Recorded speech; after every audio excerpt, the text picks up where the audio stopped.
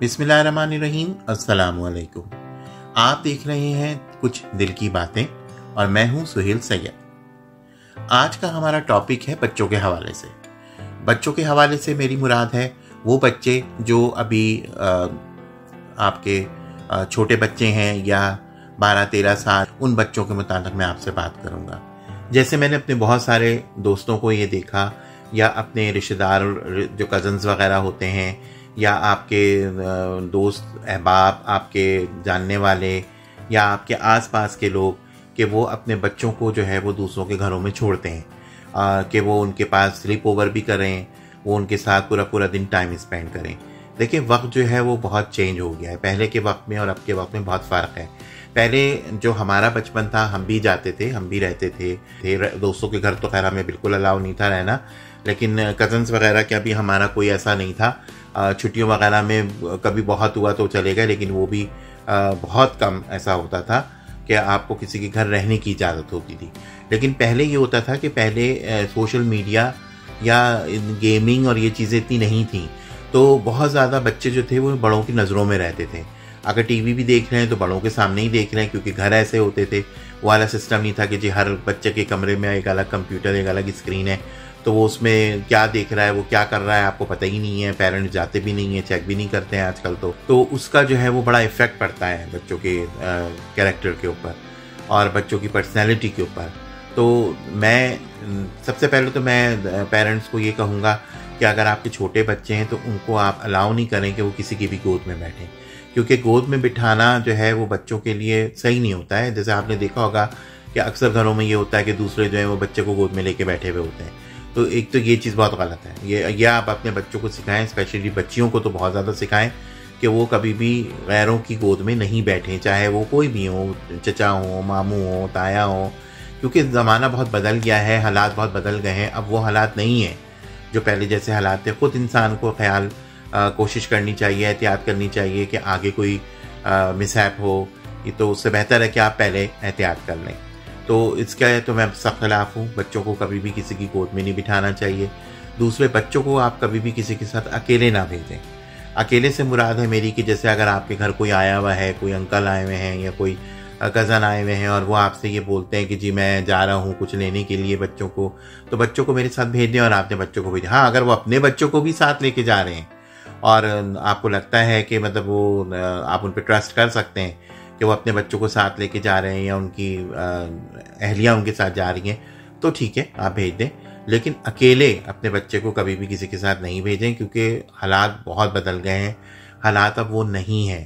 पहले देखिए, मैं आपको बताऊं कि पहले के लोगों के पास इतना एक्सपोजर चीज़ों का नहीं होता था, तो उनको खुद भी बहुत सारी चीज़ों का पता नहीं। बुराइयां पहले भी होती थी, ऐसा नहीं है कि बुराइयां पहले नहीं होती थी, पहले भी होती थी, लेकिन पहले बुराइयां दबा दी जाती थी। पहले अगर अब किसी बच्चे ने आके या किसी बच्ची ने आके कंप्लेन की अपने पेरेंट्स से कि किसी के बारे में, स्पेशली रिश्तेदारों में से किसी के बारे में, तो उसको चुप करा दिया जाता था कि ये कह के कि ख़ानदान है, हम ख़ानदान से छूट जाएंगे तो बदनामी हो जाएगी।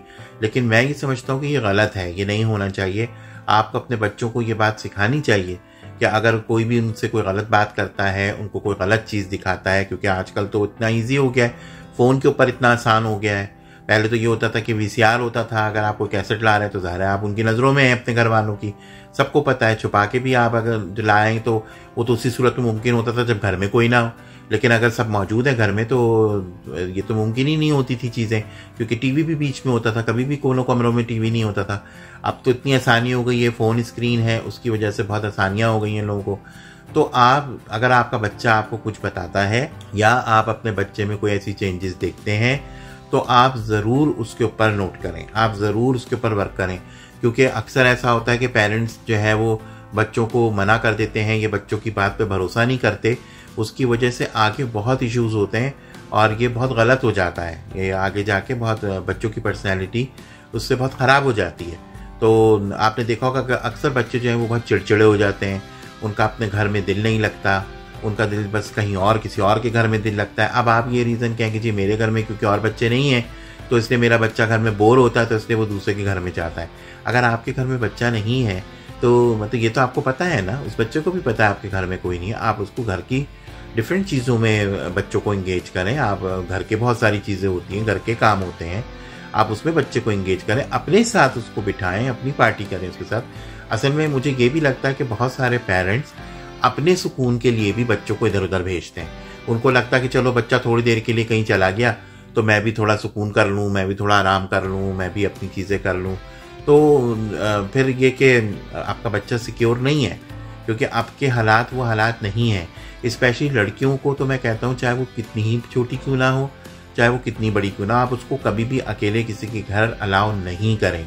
और स्लीप ओवर का कॉन्सेप्ट तो बिल्कुल ख़त्म कर देंगे। स्लीप ओवर का कॉन्सेप्ट सही नहीं होता है और जो है वो बच्चों के लिए बहुत डेंजरस हैं ये चीज़ें। अनलेस अनटिल कि आप खुद भी वहाँ मौजूद हों और आप खुद बार बार नज़र रखते हों। जैसे कुछ लोग होते हैं, अगर उनके घर बच्चे आते हैं या बच्चे रहते हैं तो वहाँ की माएँ बार बार उठ के जाती हैं, उन कमरों का चक्कर लगाती हैं, वो देखती हैं कि उनके बच्चे क्या कर रहे हैं। तो ये तो ठीक, क्योंकि देखिए बच्चा बाहर अगर कुछ कर रहा है तो वो आइडेंटिफाई होना इतना आसान नहीं होता, उसके लिए आपको ज़ाहिर है बहुत मुश्किल होता है। लेकिन अगर किसी के घर में आप उसको बहुत ज़्यादा भेज रहे हैं और उस घर में है और उस घर में वो क्या कर रहा है, उसके साथ जो दूसरे और लोग हैं उस घर में, क्योंकि कई जगहों पे मैंने ऐसा भी देखा, कुछ फैमिलीज़ में ऐसा होता है कि पेरेंट्स बड़े अच्छे होते हैं लेकिन उनके घर में चचा हैं, मामू हैं जिन जो मैरिड नहीं हैं, तो थोड़ा सा ख्याल करना पड़ता है। तो अब ये क्या आप ये बोलें कि जी हमें पता है वो ऐसे नहीं है, वो बिल्कुल ऐसे नहीं है। लेकिन अल्लाह ताला ने जो हुदूद रखी हैं, जो आपके लिए आपको जो चीज़ें बताई हैं कि इससे बाहर आपको नहीं निकलना, या आपकी बाउंड्रीज़ हैं, तो फिर वो आपके लिए भले के लिए ही बताई हैं, उसका कोई ना कोई आगे बहुत बुरा असर ही होना होता है। तो इन चीज़ों को समझें, बच्चों को अकेले कहीं ना जाने दें। हमेशा जहाँ पे भी जाएं आप अपने बच्चों को साथ लेके जाएं। साथ लेके अगर आपका बच्चा ज़िद करता है कि मुझे दिन भर के लिए जाना है और मुझे वहाँ रहना, और आप ज़ाहिर है वहाँ नहीं रह सकते हैं, तो उसको बहनाएं, उसको कोशिश करें, उसको समझाएं, या आप अपने घर पे बुलाएं, अपने सामने मतलब ये चीज़ें करें। या अगर आप कहीं भेजते हैं तो फिर ये आपकी जिम्मेदारी है कि जिनके पास आप भेज रहे हैं वो इतना आप उन पर ट्रस्ट कर सकते हैं कि आपका बच्चा वहाँ पे दिन भर रहे और वो वहाँ पे सेफ भी रहे। क्योंकि कभी ऐसा भी होता है कि जैसे जहाँ भेज रहे हैं वो लोग तो सही है, लेकिन उनके घर जो आया हुए हैं वो लोग सही नहीं है। तो ये सारी चीज़ें आपको देखनी पड़ती हैं। और एक एज होती है, एक एज तक आपको ये चीज़ें करनी होती हैं। जब बच्चा एडल्ट हो जाता है, उसको बात समझ में आना शुरू हो जाती है, तो फिर इतना डर नहीं होता। और एक चीज़ मैं आपको ये भी बताऊं कि यहाँ स्कूलों में बच्चों को बहुत ज़्यादा ये इन चीज़ों के बारे में बताया जाता है। जैसे हमारे मुल्क में तो ये होता है कि इन टॉपिक्स पे बात भी नहीं की जाती, बहुत बुरा समझा जाता है कि आप बच्चे से इस तरह की कोई बात करें। मैं समझता हूँ कि आपको बच्चों से ये बात करनी चाहिए, आपको बच्चों को ये बात बतानी चाहिए कि वो उनकी सिक्योरिटी क्या है, वो कहाँ पे सेफ़ है, वो कहाँ पे सेफ़ नहीं है।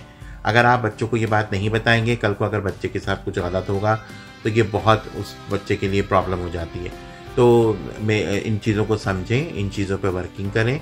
और ये मेरा आज का टॉपिक था। हमारे बच्चे हमारा फ्यूचर हैं, हमारे बच्चे हमारे लिए बहुत कीमती असासा हैं।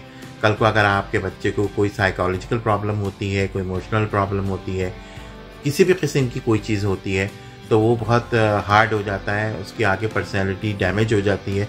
तो उस पर फिर आप जितना भी वर्क कर लें वो फ़ायदा नहीं होता है, और ये बातें याद रहती हैं।